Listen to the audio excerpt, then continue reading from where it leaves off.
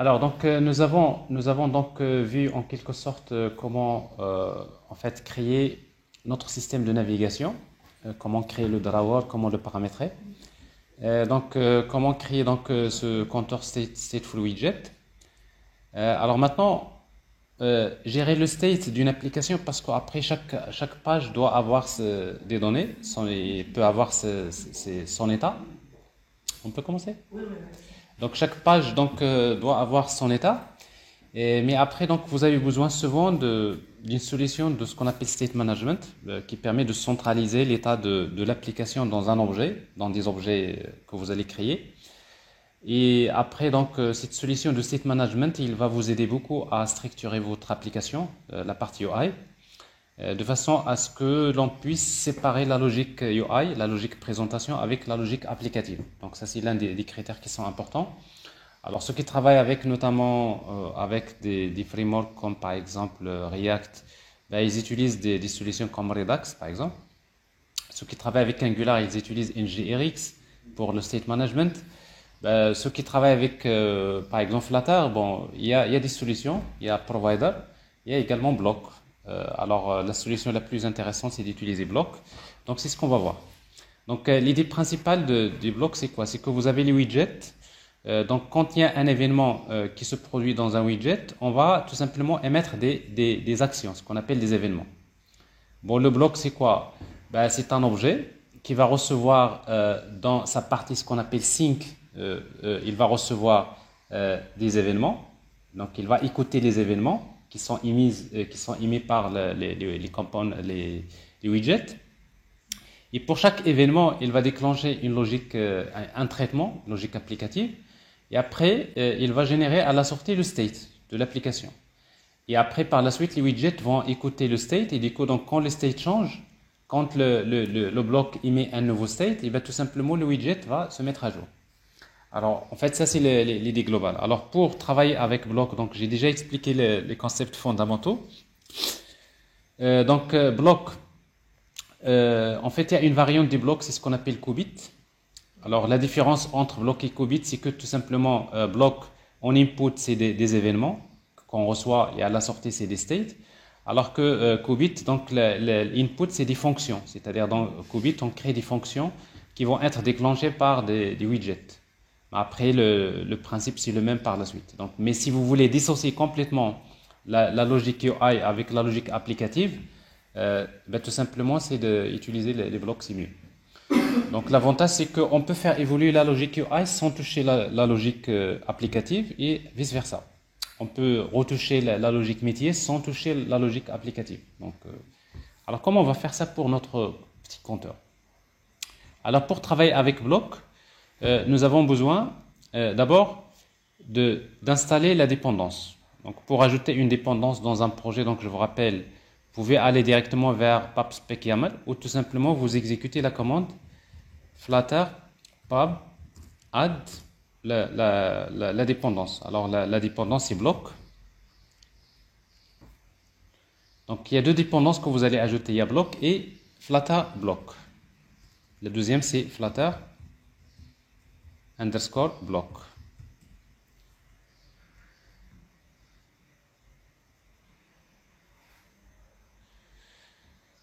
Voilà, alors donc bien sûr si vous regardez le fichier pub/spec-yaml, donc vous allez voir en fait les dépendances qui ont été ajoutées, elles sont là. Donc il y a bloc, c'est la version 8. La même chose pour Flutterblock, c'est la version 8. Donc ici on va supposer qu'on va travailler avec la version 8. La version 8 il a été amélioré par rapport aux versions précédentes. Donc on va voir comment on peut travailler avec. Voilà, ici on va télécharger les dépendances, donc c'est déjà fait en principe.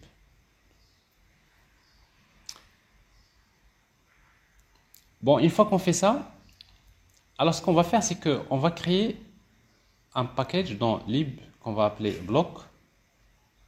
Donc ça c'est la partie business logic component. C'est la partie, si vous voulez, service ou la couche métier, si vous voulez, de votre application. Alors, dans laquelle on va créer un fichier qu'on va appeler counter.block.dart. Alors pour utiliser donc le bloc, donc il faut d'abord créer les événements. Alors pour cela, on va créer généralement, on crée une classe qu'on va appeler une classe abstraite qu'on va appeler par exemple counter event, classe abstraite. Et après, dans notre cas, nous avons deux types d'événements, incrémentés et décrémentés. Donc on va créer une classe qu'on va appeler increment counter, extend counter event. Alors, il n'y a aucun paramètre. Dans notre cas ici, c'est plus simple. Les actions, il y a juste incrémenter, décrémenter. Il n'y a pas de paramètre pour les actions. La deuxième action, c'est decrement.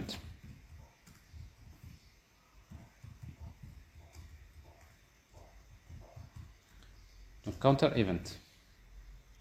Voilà. Alors, ça, c'est pour les événements, les actions. Deuxième, maintenant, c'est le state, l'état de l'application. Alors, dans notre cas, pour le state, la même chose. Donc, ça, c'est, si vous voulez, ça, c'est la partie actions. Ou bien events.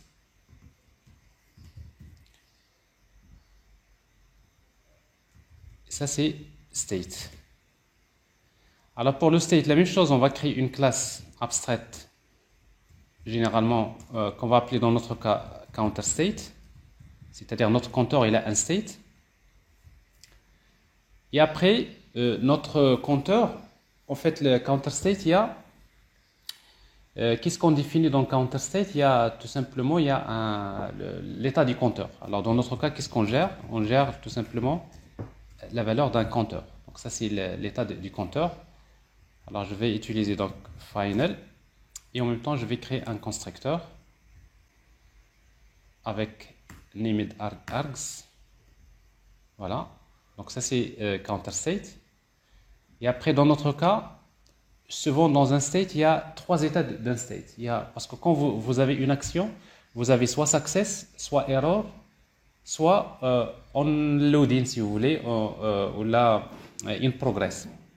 Alors dans notre cas ici, on va gérer deux types de state. Soit qu'il y a, c'est-à-dire c'est success, donc je vais créer une classe que je vais appeler counter success state. Extend counter state. Alors il n'y a rien à ajouter parce que dans notre cas counter success state il n'a que le compteur. Et après il y a un autre état qu'on va appeler counter class counter error state. Alors quand on va tenter par exemple d'incrémenter le compteur, quand on va dépasser la valeur maximale, on va générer une exception, c'est-à-dire un message d'erreur qu'on va gérer. Donc ici on va hériter de counter state. Alors dans ce cas-là, on va ajouter un attribut qui est error message. Final string error message ici. Et on va créer notre constructeur. On va créer d'abord un constructeur qui fait appel au constructeur de la classe parente, donc c'est généré. Et après, on va lui ajouter this.errorMessage avec required. Donc ça veut dire que quand on génère counter error state, on va générer la valeur du compteur, on va lui donner la valeur du compteur et également le message d'erreur. Donc ça, si vous voulez, c'est les différents states de l'application. Alors maintenant, le bloc.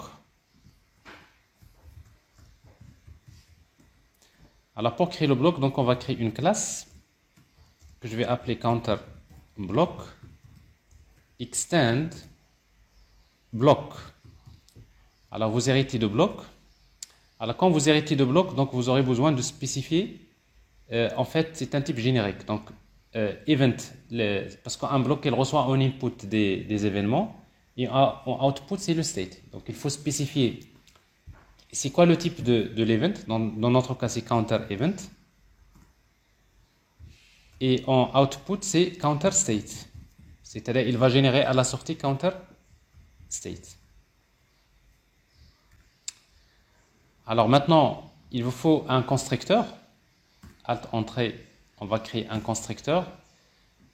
Alors généralement, le constructeur de bloc, il reçoit ce qu'on appelle initial state. Parce qu'en fait, dans votre application, quand vous démarrez l'application, il doit avoir ce qu'on appelle un état initial. Donc il faut définir cet état initial. Donc c'est pour cela que généralement, on va créer un state, carrément, que je vais appeler initial, counter initial state.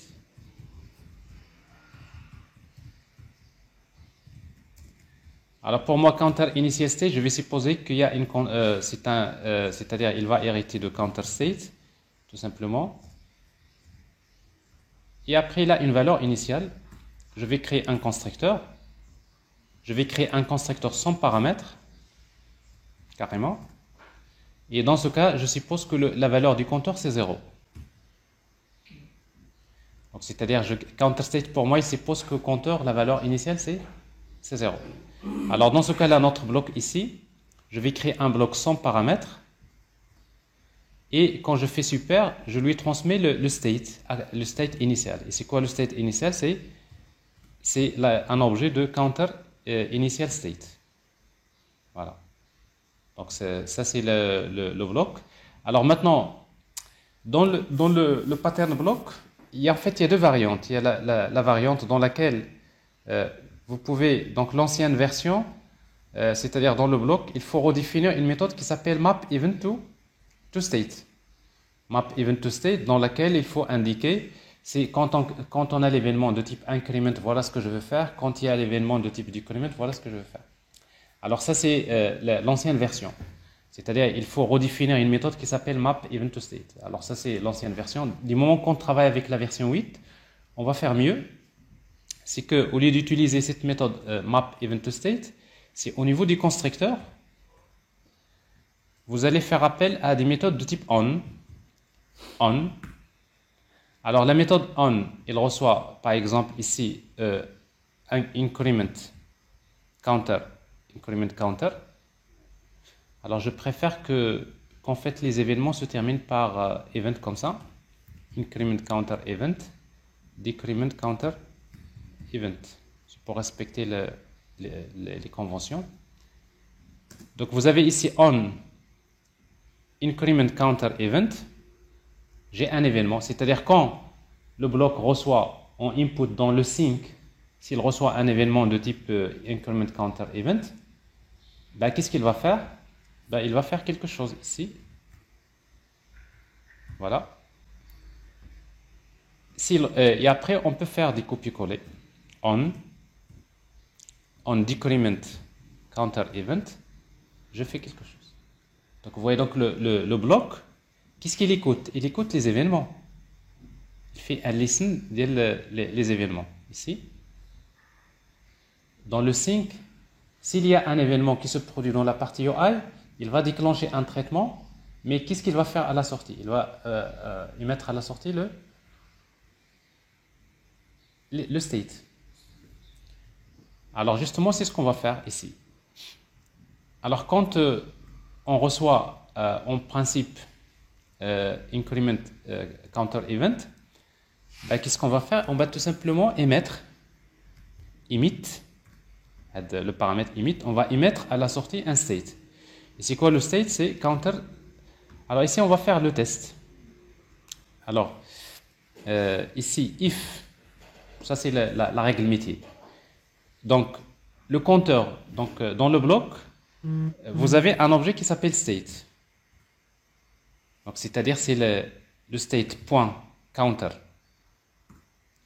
C'est-à-dire si la valeur counter du state du bloc, s'il est inférieur, s'il est supérieur à 1,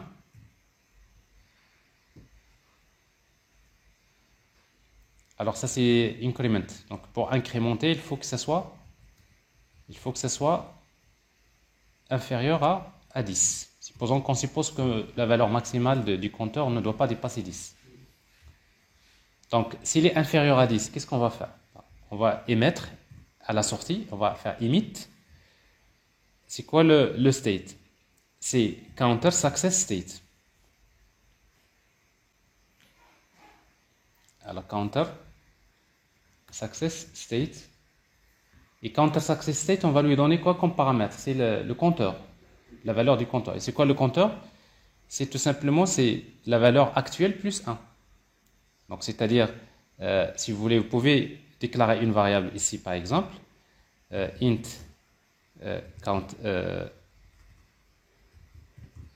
counter value, ça va être quoi? Value, la valeur du compteur, ça va être c'est state.counter plus 1. On va incrémenter le compteur. Et dans ce cas-là ici, donc on va mettre ici, à quoi est égal, là c'est counter state. Alors ici, donc les paramètres qu'on a transmis, alors ici,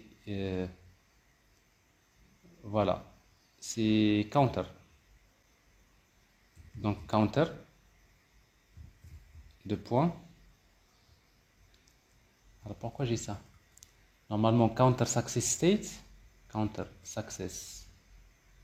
ah, ici, counter success state,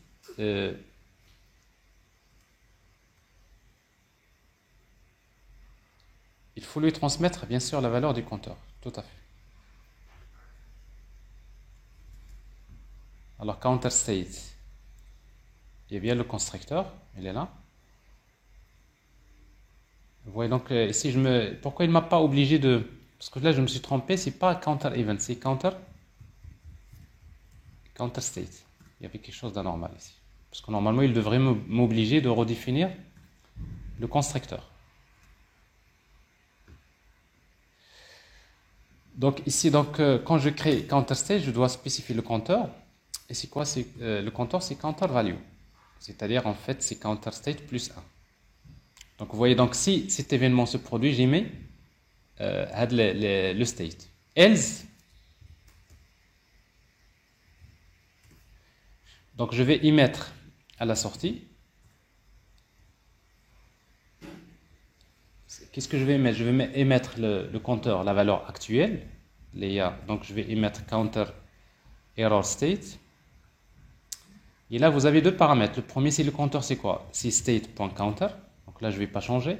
Le compteur ne va pas changer parce que l'état du compteur ne va pas changer. Mais par contre, il y a un message d'erreur qui doit s'afficher dans la partie UI. Et error message, donc c'est quoi? C'est counter value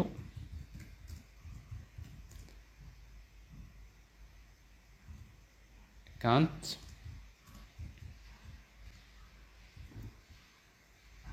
ne doit pas dépasser.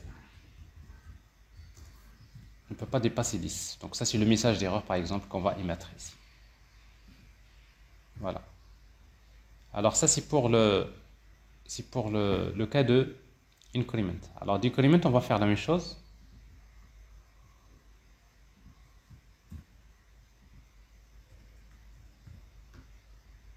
Alors ici, donc si le compteur est supérieur à 0, donc on va décrémenter. Et dans ce cas-là, on va y mettre success. Sinon, on va garder le compteur et on va y mettre un error message.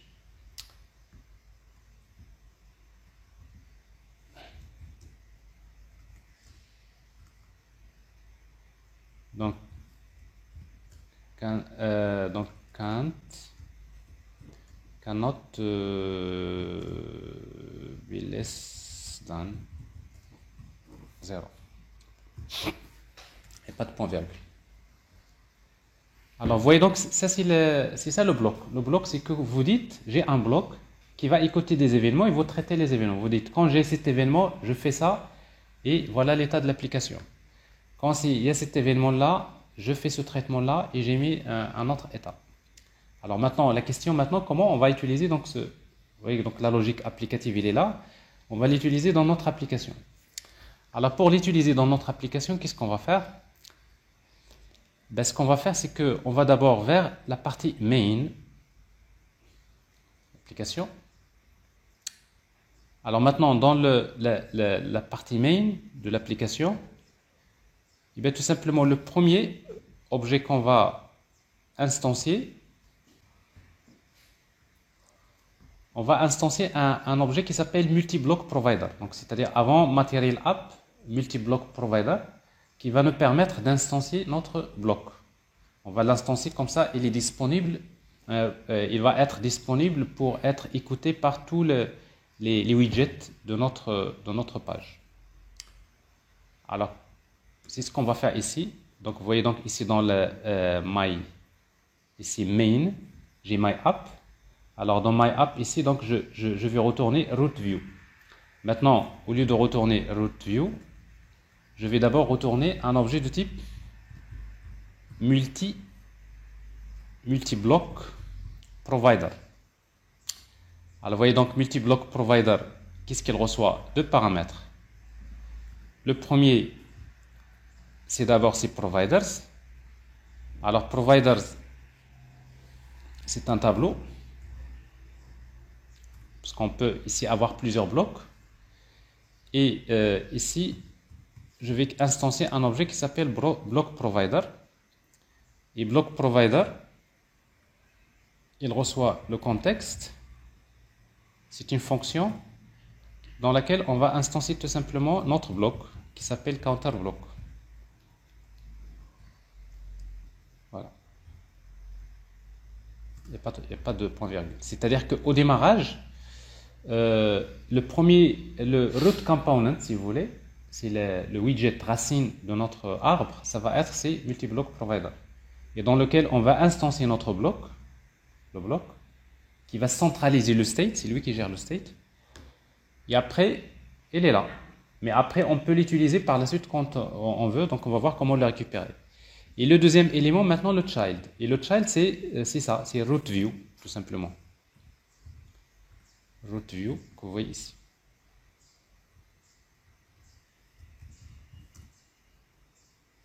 Voilà. Alors juste, en fait, root view, après, par la suite, on va le mettre dans un fichier séparé, parce que ça, c'est pas bien de le garder ici.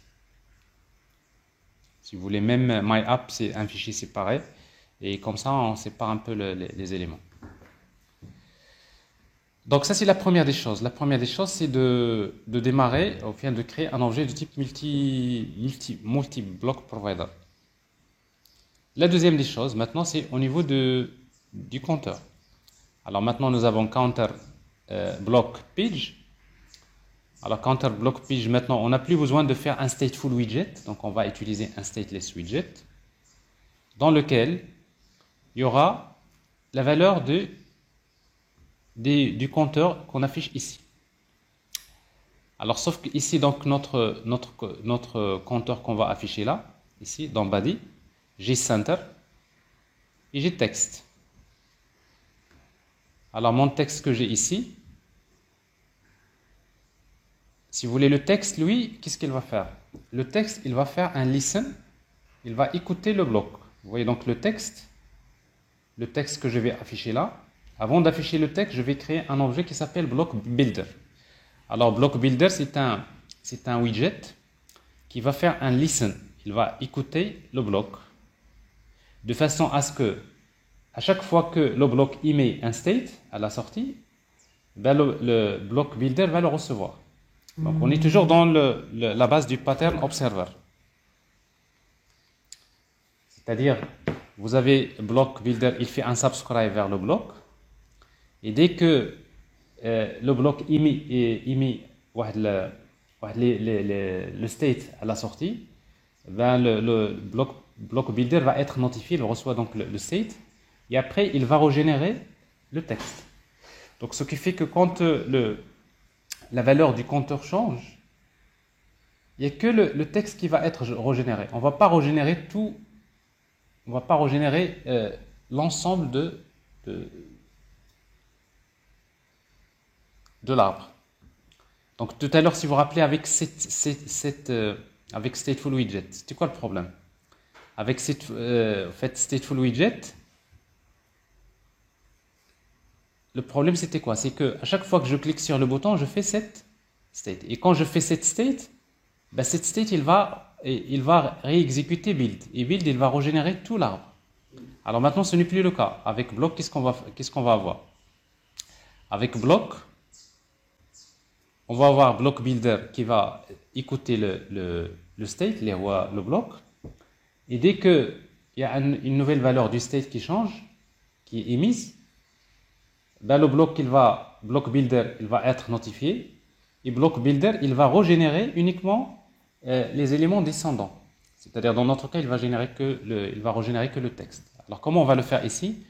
Donc, on va générer un objet qui s'appelle block builder. Alors, block builder, il faut spécifier, c'est un type générique. Il faut lui dire block builder, c'est quoi le bloc? C'est counter block. Le type. Parce qu'en fait, il va regarder dans block provider, il va chercher ce bloc. Le type de bloc auquel je veux faire un listen ou bien une souscription, c'est counter block. Et après, le deuxième paramètre, c'est le type du state. C'est counter state. Et là, donc, on appelle donc builder. Au builder reçoit donc deux paramètres. Le premier, c'est le contexte. Le deuxième, c'est le state. Voilà. Alors, c'est comme si vous faites, en fait, en quelque sorte, vous êtes en train de faire un subscribe vers le bloc, et vous écoutez le state. Dès que l'état change, et bien, tout simplement, vous allez le recevoir. Et quand vous recevez le state, qu'est-ce que vous allez générer? Je vais générer un texte. Un texte. Alors maintenant, en fait, je vais générer un texte, mais je dois faire un test. Alors, c'est quoi le test? Sur le state, je vais faire if state is counter success state. Parce qu'en fait, quand il y a le state, donc j'ai deux éventualités. Soit que j'ai counter success state, ou bien else if state is counter error state. C'est-à-dire s'il y a le cas où il y a l'erreur. Donc ici, nous avons là, qu'est-ce qu'on va générer? On va générer donc un texte qui contient le compteur. Et là, on va générer un texte qui contient le compteur actuel et le message d'erreur. Else, parce qu'il faut, quels que soient lesquels, il faut régénérer quelque chose. Sinon, else. Alors sinon, ça va être quoi? Normalement, c'est init state. Alors si c'est init state, normalement, si c'est init state, bon, on va dire else, on va retourner tout simplement un container qui ne contient rien. C'est-à-dire le cas où il y a... Donc je retourne un conteneur. Alors ici donc, là je vais retourner un texte. Alors c'est quoi? Qu'est-ce qu'il y a dans le texte? Ben, le texte, il y a tout simplement la valeur du compteur. Counter value. C'est quoi counter value? C'est state. Donc vous voyez, donc j'accède au state et je peux trouver la valeur du compteur.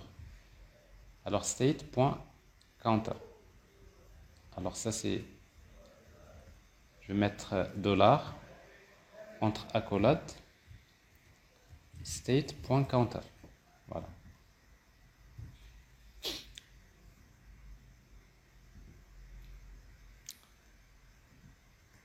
Et après, donc, pour le moment, je vais spécifier le style, et je vais utiliser theme of context.textTheme. Et comme tout à l'heure, je vais utiliser headline 5. Bon, ça c'est la taille que nous avons utilisée. Alors normalement, s'il y a success, j'affiche ça. Sinon, je vais afficher donc return une colonne dans laquelle je vais avoir un texte et un message d'erreur.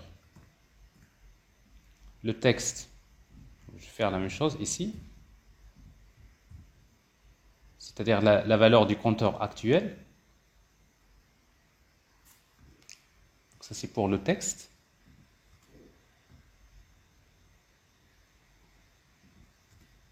Voilà.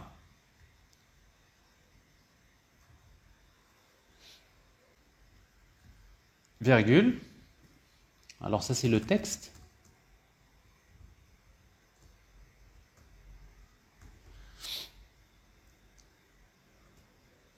Virgule. Le deuxième texte qui va afficher le message d'erreur. Directement pour afficher le message d'erreur. Ici donc je fais la même chose. C'est state point error message. Alors vous avez bien compris, il a bien compris qu'il sait que state il est de type counter error state. Donc ce qui fait qu'on peut accéder à error message. Voilà. Alors ici donc il n'y a pas de point virgule.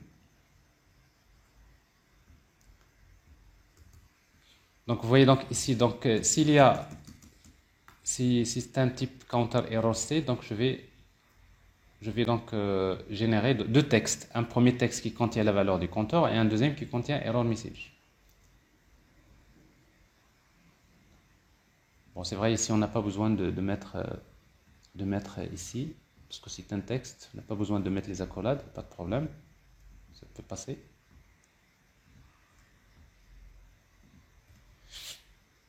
Bon, la même chose ici, non, là il n'y a pas de problème. Ouais. Donc ici, counter value, ici donc error message. Alors, sauf qu'on va, au lieu d'utiliser ça, on va utiliser donc un autre style différent. Après, parce qu'après on va charger donc headline. Alors ça c'est 5 et si je vais utiliser 6 par exemple.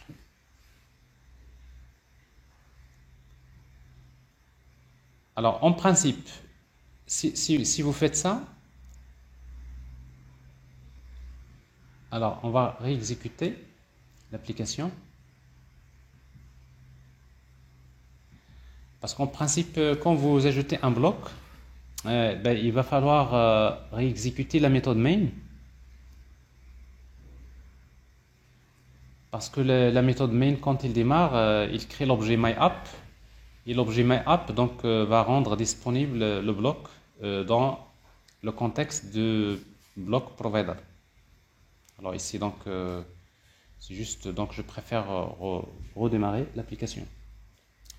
Alors dans ce cas-là, qu'est-ce qui se passe quand notre compteur va être affiché, counter plutôt block page. Donc je répète, ce qui va se passer, c'est quoi? C'est que bon, on va écouter donc notre bloc, on va faire listen, et dès que son état change, on reçoit l'état, le state. Ici le state, c'est counter success state, on va afficher la valeur du compteur. Si c'est counter error state, on va afficher la valeur du compteur et le message d'erreur. Et ici, donc, quand vous allez remarquer au départ,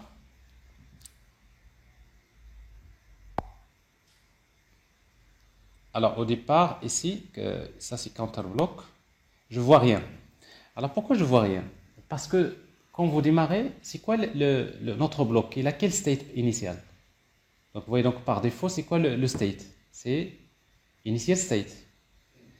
Alors ici, donc, j'ai pas traité ce cas-là. Donc j'ai counter success state et j'ai counter error state. Donc ici, donc, je vais ajouter or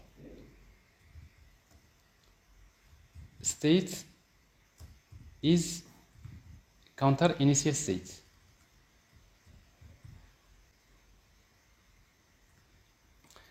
Bon, enregistré. Vous voyez, donc là, ça s'affiche. C'est-à-dire que si le state, c'est un counter success state ou bien initial state, qu'est-ce que j'affiche? Bon, j'affiche la valeur du compteur. Là, je vois 0. Maintenant, qu'est-ce qu'il me reste? Il me reste les boutons. Bon, les boutons, on a déjà créé ces boutons-là, donc je vais les reprendre ici. Floating action buttons, ils sont là. Bon, je vais quand même reprendre, parce que ça c'est plus simple. Nous avons donc scaffold, nous avons app bar body, et après nous avons floating action buttons, après body. Donc ça c'est center ici. Donc floating action buttons, on va créer un row Alors dans ce row, on va mettre ça. On va créer donc le premier bouton, donc floating action button. On presse, on va faire quelque chose. Et après l'icône, alors child, on va utiliser icon de icons.remove, c'est decrement.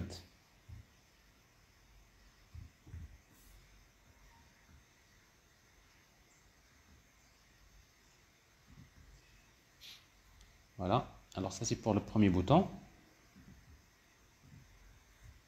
Et après, sans oublier l'histoire dont je vous ai parlé tout à l'heure. Donc ça c'est le premier bouton. Arrow tag. Donc ici, c'est, je vais l'appeler increment. Ça c'est decrement, dec. Ça je vais mettre const. Et j'ai le deuxième bouton. CTRL-C, virgule. J'ai le deuxième bouton. Ça c'est inc.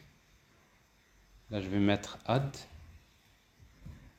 Donc j'ai les deux boutons. Bon, je l'ai fait passer comme tout à l'heure dans row. Je vais utiliser main access alignment. C'est main access alignment plutôt end. Et après on va les séparer par un size box avec 8 égale 6.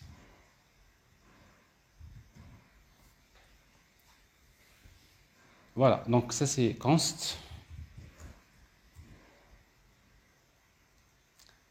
Alors maintenant, qu'est-ce qui se passe? Donc maintenant, quand je clique, tout simplement, qu'est-ce que je vais faire?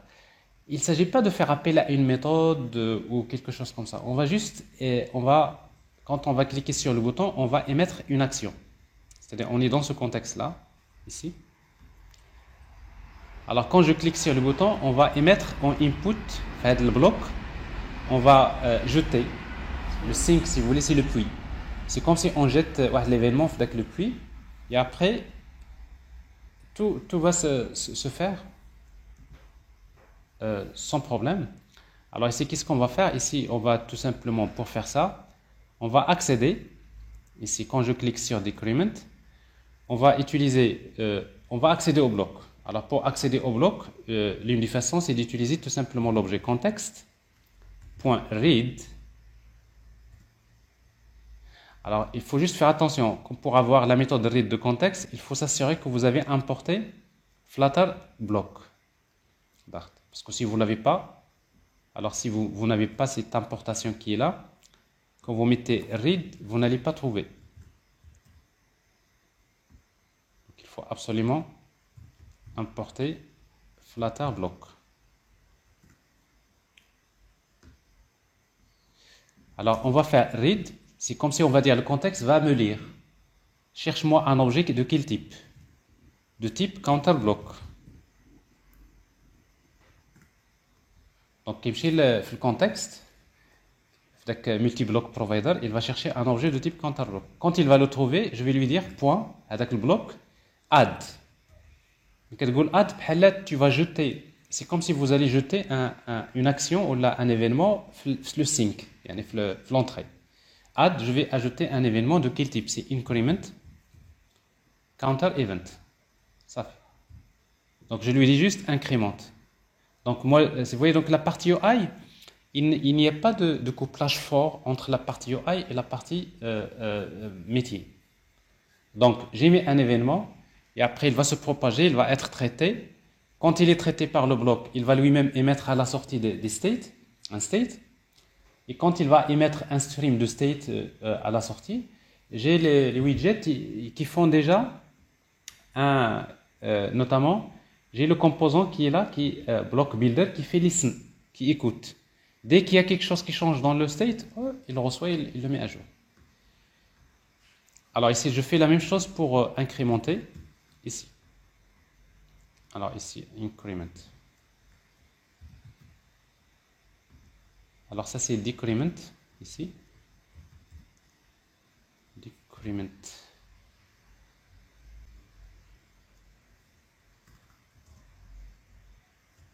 Alors add decrement counter event.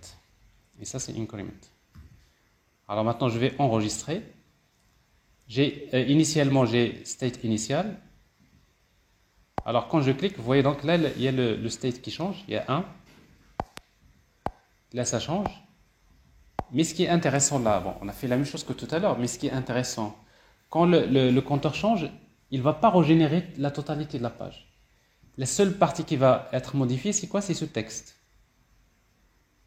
Donc c'est ça l'intérêt de cette solution. Alors vous voyez, donc normalement quand j'atteins, quand je vais dépasser 10, hop, vous voyez qu'est-ce qu'il a affiché le message, mais en même temps vous avez ici un message d'erreur. C'est-à-dire il a émis counter state error. Il dit que donc là je vais juste centrer, si je ne l'ai pas fait ici, je vais centrer cette colonne, le contenu de la colonne en utilisant main access alignment.center et en même temps le message d'erreur ici. Donc si vous voulez on va l'afficher avec, on va le mettre avec une couleur différente. Après on va mettre le rouge, etc. Donc on va regarder un peu comment gérer maintenant le thème de notre application. Alors vous voyez ici donc là je vois ne peut pas dépasser 10. Je décrémente. Vous voyez là ça tient, pas de problème. C'est clair? Alors si vous voulez maintenant headline 5, par exemple 6, on va changer la couleur. Où est-ce qu'on va le faire? C'est dans le thème. Où se trouve le thème? J'ai dans le thème. Alors c'est l'occasion de faire sortir cet élément dans un fichier séparé. C'est dans route view. Donc dans les pages, je vais créer file que je vais appeler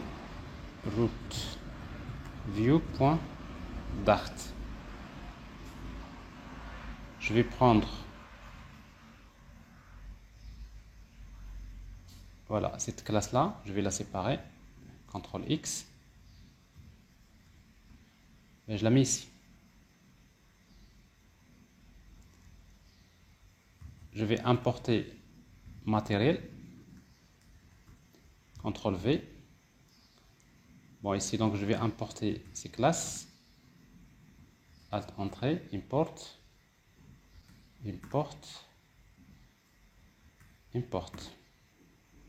ok.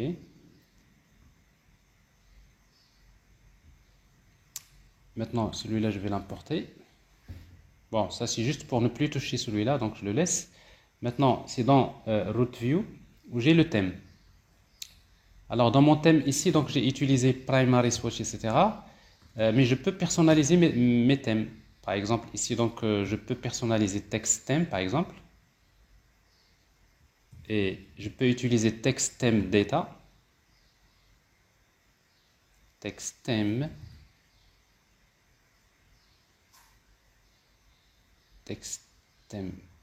Data. Alors text theme. Qu'est-ce que j'ai là? C'est text style.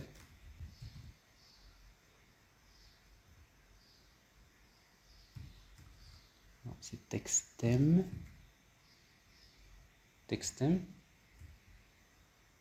Ouais, text theme.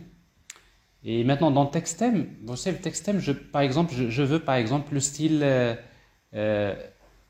header 5 ou la 6, je veux changer ses caractéristiques, donc je peux utiliser ici. Ici, donc je peux headline 5 par exemple. Ou là. Alors le message d'erreur, on l'a affiché avec quelle headline?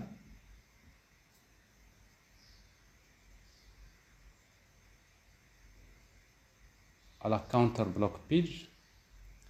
Alors le message d'erreur, on l'a affiché avec 6. Headline 6. Alors ici donc je vais utiliser headline 6. Donc je vais utiliser donc c'est text style. Et je vais lui dire donc headline 6 c'est quoi? Je vais utiliser la couleur rouge par exemple.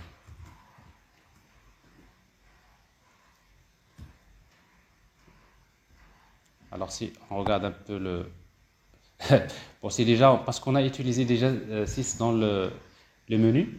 Alors ici on va utiliser 5 et l'autre on va le laisser à 6. Donc où est-ce qu'on a fait ça? On a fait ça dans widget item.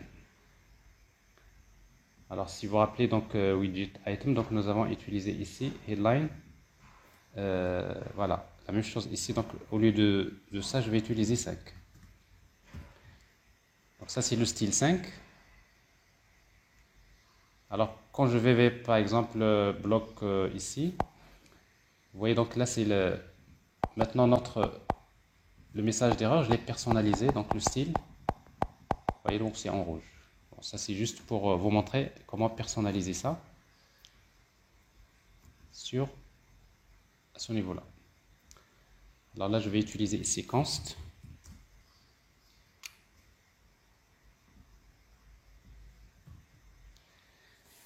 Alors, normalement, avec cet exercice de counter avec bloc, donc ça vous permet de comprendre la logique.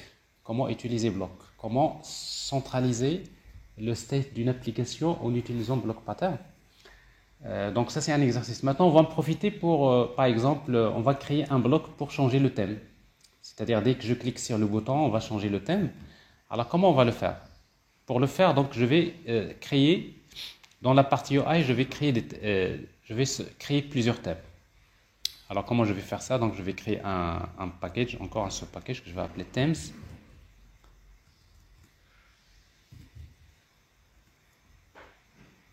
Alors dans themes, je vais créer un fichier Dart file que je vais appeler themes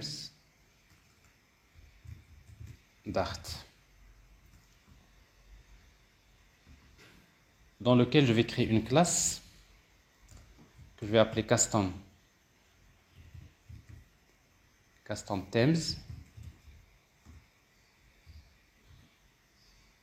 et dans lequel je vais créer un tableau statique qui contient une liste de thèmes data, c'est-à-dire les thèmes. Alors je vais l'appeler themes égale à quoi? Alors les thèmes, alors c'est quoi? Je vais utiliser 3 thèmes. Dans un premier temps, je vais faire quelque chose de plus simple, après on va personnaliser. Donc le premier thème, je vais utiliser donc thème data, dans lequel je vais utiliser primary swatch. Par exemple, la couleur. Alors colors, point, par exemple teal, donc le premier thème. Après, on va personnaliser le détail de chaque thème. Le deuxième, le troisième. Le deuxième, c'est orange, deep orange par exemple. Et le troisième, c'est, par exemple, je vais utiliser un thème brun bleu, par exemple. Donc c'est comme si je définis 3 thèmes. Mais après, par la suite, ces thèmes-là, on va les personnaliser. On va ajouter pour chaque thème les éléments que vous voulez personnaliser. Mais pour le moment, on va le laisser comme ça. Donc j'ai mes thèmes. Maintenant, ce que je vais faire, c'est que je vais créer dans bloc, je vais créer un nouveau bloc dans un fichier que je vais appeler thème.bloc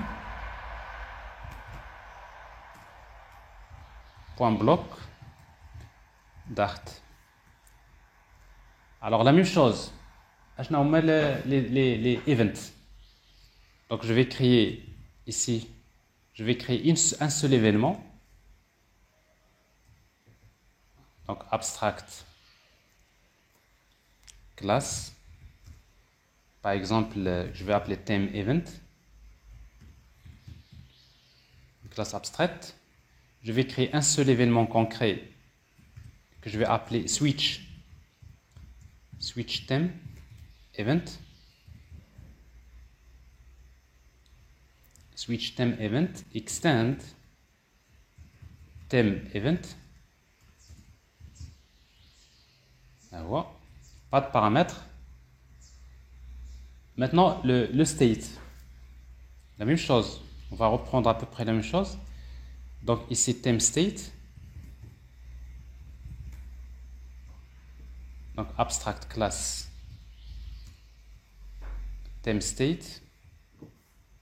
Ok. Ici, donc je vais utiliser un state que je vais appeler theme success state. Un seul theme success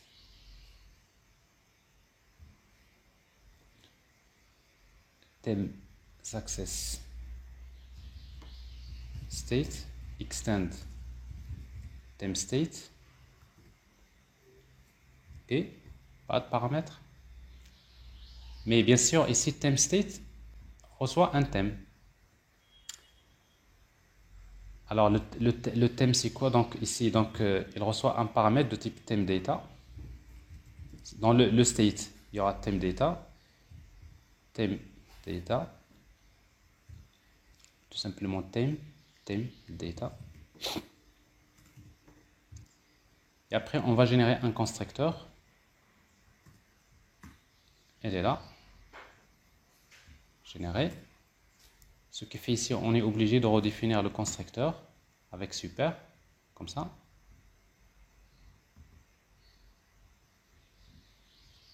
C'est fait. Et après, initial thème. La même chose, donc ici, donc je vais créer initial thème state. C'est quoi le thème initial? Extend theme state. Alors je redéfinis constructeur. Ici, cette fois c'est theme state, donc je n'ai pas besoin de transmettre les paramètres. Mais par contre, ici, quand je fais super, je vais initialiser avec un thème par défaut.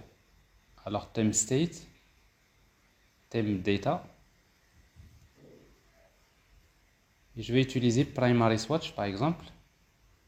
Je suppose par exemple que je vais utiliser la couleur primary swatch, c'est l'orange. Point de type orange. Alors colors,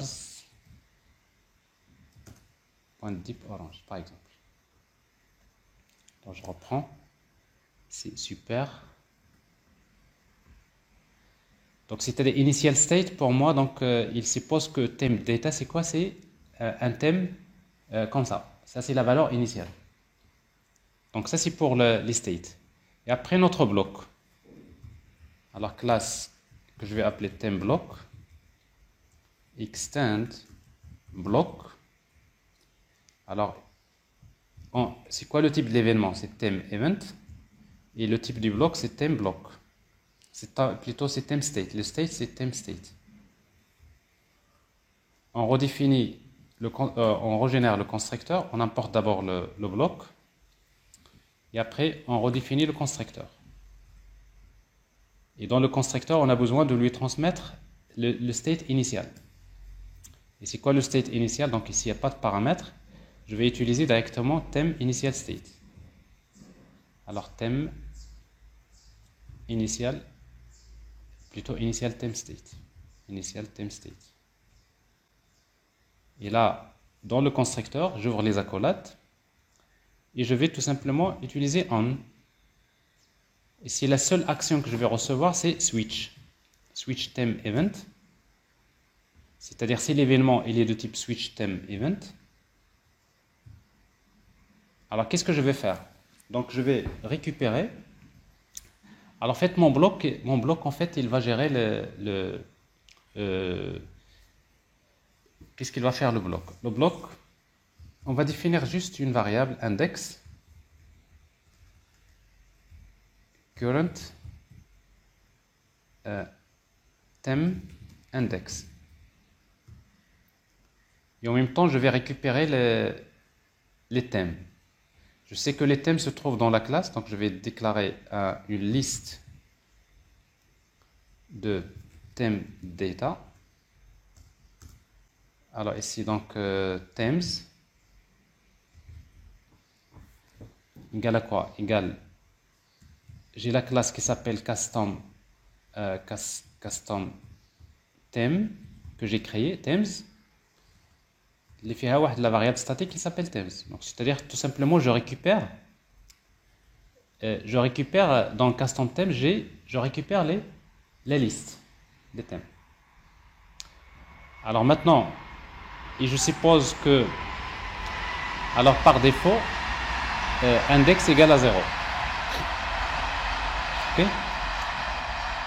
Alors maintenant, qu'est-ce que je vais faire? Quand je clique sur, plutôt quand je fais switch event theme, qu'est-ce que je vais faire? Je vais incrémenter. Donc ici, je vais juste switcher. Donc je vais faire, si vous voulez, if current theme index, s'il est, bah, j'incrémente. Donc je fais tout simplement plus current theme index. Donc je vais passer au thème suivant. Ok?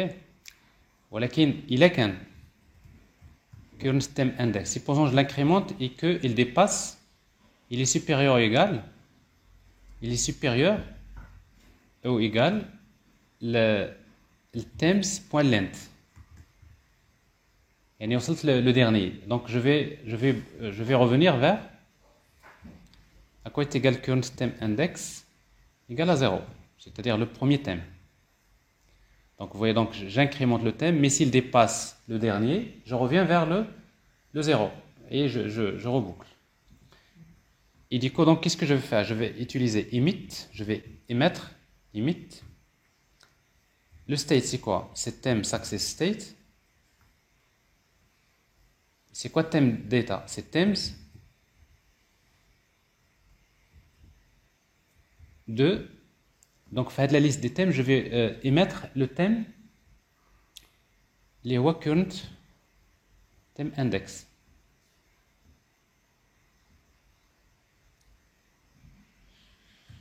Donc, je suis en train d'émettre, quand je reçois switch theme, ben je vais émettre à la sortie, donc, head theme success state, qui contient quoi? Quel thème qu'il contient? Il va contenir, c'est le thème ديال هاد index. ولكن index, il est déjà incrémenté, donc c'est-à-dire l'index a changé, donc on va émettre le thème à la sortie.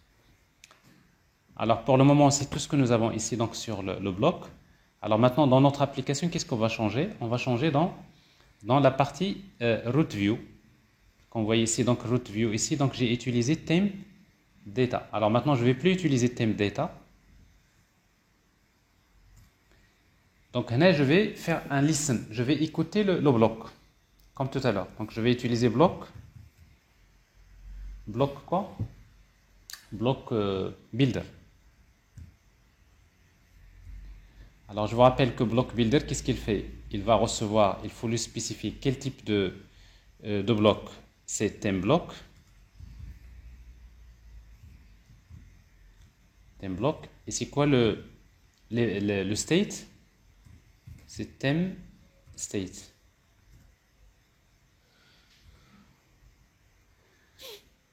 Alors ici, il faut builder. Alors ici, donc j'ai l'impression il y a quelque chose qui... Alors c'est quoi ça? C'est thème. Voilà. Donc ici, il va retourner.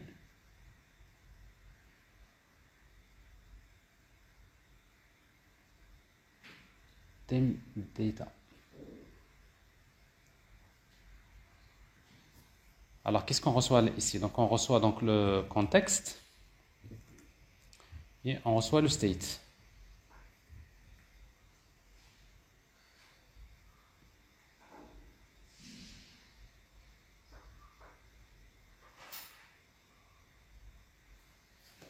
Non, c'est pas ça. Parce qu'en fait, là, vous mettez thème, deux points, vous lui affectez le bloc, alors que c'est pas vrai. Non, c'est pas ça. Donc, c'est-à-dire Material App, on va l'envelopper avec le thème, c'est ça. C'est pas comme ça. Donc, c'est-à-dire, je vais supprimer ça, ici. Maintenant, au lieu de générer Material App,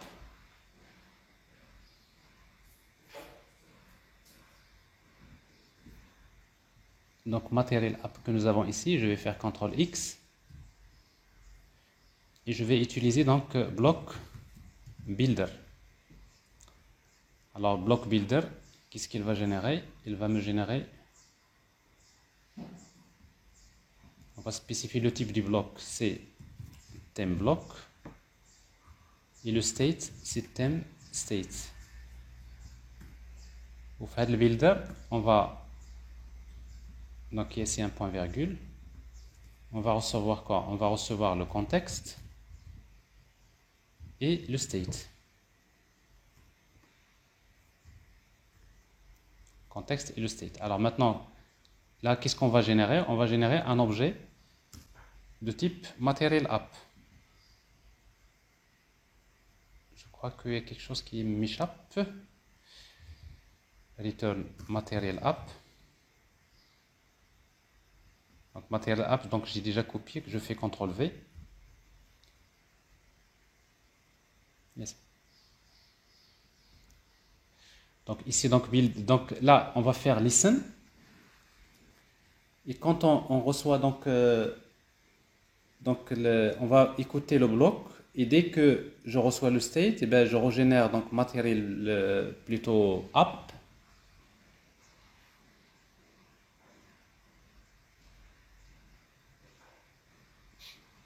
Et dans laquelle j'ai tout simplement theme. Et c'est quoi theme? C'est state. Theme data. C'est-à-dire c'est le thème qui se trouve dans le state. Bon, a priori ça va changer. Normalement ça va changer. Mais après on va voir si on peut optimiser ça. Alors maintenant il me faut le bloc parce que au démarrage dans le main, il ne faut pas oublier que nous avons ici block provider, multi-block provider. Nous avons déjà déclaré block provider pour counter block. On va ajouter theme block. Il faut l'instancier. Voilà. Parce que sinon, après il va falloir redémarrer l'application. Maintenant, nous avons nous avons ici une icône, par exemple, que nous avons dans le menu header. À ce niveau-là, c'est dans Drawer Header, Widget. Nous avons cette icône, par exemple. Quand je clique dessus, quand je clique sur cette icône, je voudrais faire switch. J'appelle tout simplement l'action switch theme. Et pour cela, il faut importer bloc, flatter block. Et comme ça, je peux directement écrire context.read. Je vais chercher mon bloc qui s'appelle de type theme block. Et je fais add. Je vais émettre un événement. Et c'est quoi l'événement? Ça s'appelle switch theme block. Plutôt switch theme. Switch theme event. Donc là, quand je clique sur cette icône que j'ai ici, je vais émettre un événement switch theme event. Alors si je... Vous voyez donc qu'est-ce qui se passe. Donc quand je clique sur le bouton, je suis passé vers le... Bon, je réexécute dès le départ. C'est quoi le thème initial? Le thème initial, voit Deep Orange. Voici celui que j'ai défini. Et après, ici, donc j'ai un bouton, quelque part dans la config. Quand je clique dessus, là, il est passé vers le suivant, ce qui était déjà Deep Orange. Parce qu'en fait, le premier, c'était quoi? C'était Teal. Si je clique une deuxième fois, j'ai basculé vers le thème bleu. Et là, je bascule. Donc, vous voyez, à chaque fois que je clique, je suis en train de basculer d'un thème à l'autre. Alors, sauf que pour que ça soit un peu cohérent, ici dans le thème que nous avons initial ici dans le bloc. Le bloc le initial thème. Donc au lieu d'utiliser thème data comme ça, je vais utiliser directement custom theme, custom themes point themes. Je vais utiliser le thème 0. Là c'est mieux, c'est-à-dire que de toute façon, c'est quoi le thème initial? C'est le premier thème qui se trouve dans la liste. Et comme ça, donc je n'aurai pas ce problème de tout à l'heure.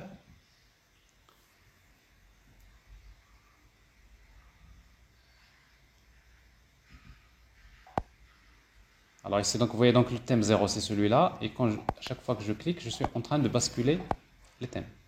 Vous voyez donc ici, donc je change le thème, mais en se basant sur le pattern un bloc. Qu'est-ce qui gère les thèmes? C'est le thème bloc. C'est clair? Voilà, alors ça c'est pour la partie thème. Alors je voulais juste m'assurer que la partie du thème, est-ce que je l'ai géré comme ça? Est-ce que je peux pas faire mieux? Alors, géométrique, pages, root to view.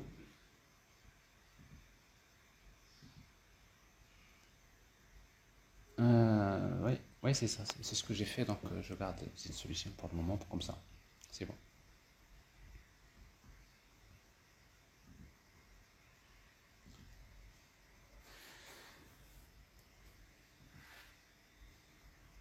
Donc voilà, donc ici, nous avons un stateful widget.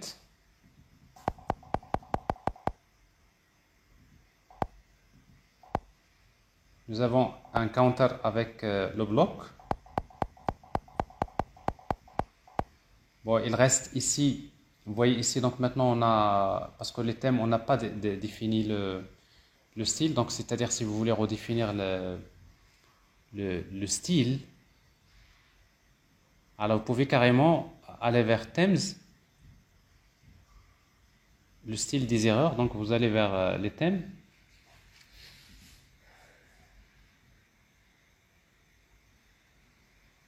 Et vous pouvez donc personnaliser donc le style là. Vous pouvez créer par exemple une variable que vous allez appeler static error.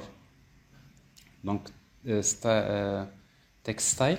Vous pouvez définir un thème text style error text style égale à quoi? Égale text style. Alors par exemple, si vous savez que les messages d'erreur, vous voulez les afficher par exemple avec size par exemple 22 et la couleur point, par exemple red par exemple ici.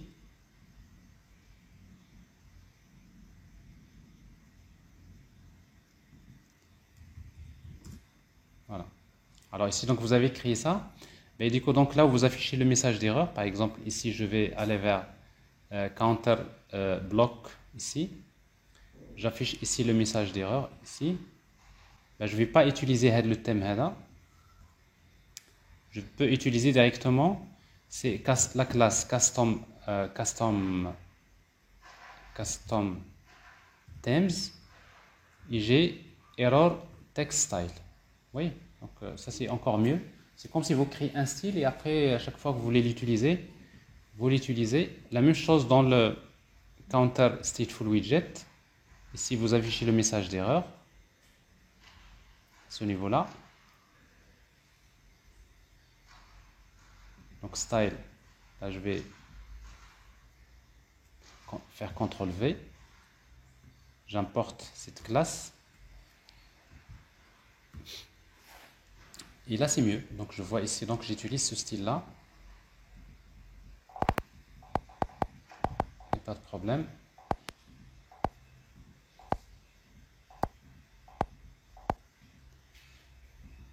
Voilà. Alors ça c'est pour la base. Alors pour moi, une autre fois, la dernière fois, j'ai beaucoup insisté à la Dart, langage. Ça c'est important. Vraiment, vous voulez aller très loin dans le développement mobile. Alors, le bon démarrage, pour moi, c'est ça. C'est que vous faites d'abord, vous manipulez Dart comme ça, orienté objet, et vous essayez de reprendre l'exemple d'application tel que vous le voyez là. Ça vous permet de comprendre déjà c'est quoi la différence entre stateful widget, comment utiliser block pattern, comment manipuler les éléments. Mais ce n'est pas encore suffisant parce qu'après, il faut maintenant rentrer dans un exemple d'application, dans lequel on va interagir avec la partie backend, notamment une API, par exemple GitHub. On va chercher des utilisateurs et après on va afficher les utilisateurs. On va voir comment faire le infinite scroll, c'est-à-dire la pagination. Donc on va regarder une application un peu relativement plus pratique. Ok? Mais en fait, ça on peut pas le faire tout ça, sinon ça va être trop chargé. Donc je pense que je vais vous laisser les démonstrations et les travailler d'abord. Des exemples de base. Vraiment, c'est quelqu'un qui peut partir sur la base. Il travaille d'abord les éléments. Et après,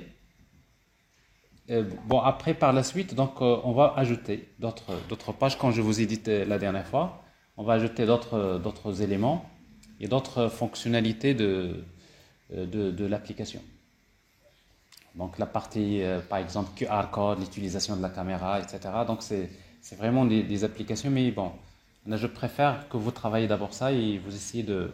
Je vais vous déposer sur Classroom un devoir à faire, et dans lequel vous allez travailler les deux exemples que nous avons traités la semaine dernière et cette semaine. Celui avec Dart et celui-là. Et après, je vais partager avec vous la partie AD. Ok? La partie de la recherche des utilisateurs, comment on va interagir avec la partie backend, parce que là, c'est important. Parce que c'est là où vous allez commencer à voir comment créer le modèle à partir des données de JSON, comment convertir JSON, etc. Donc là, on va utiliser un peu des choses un peu relativement plus pratiques.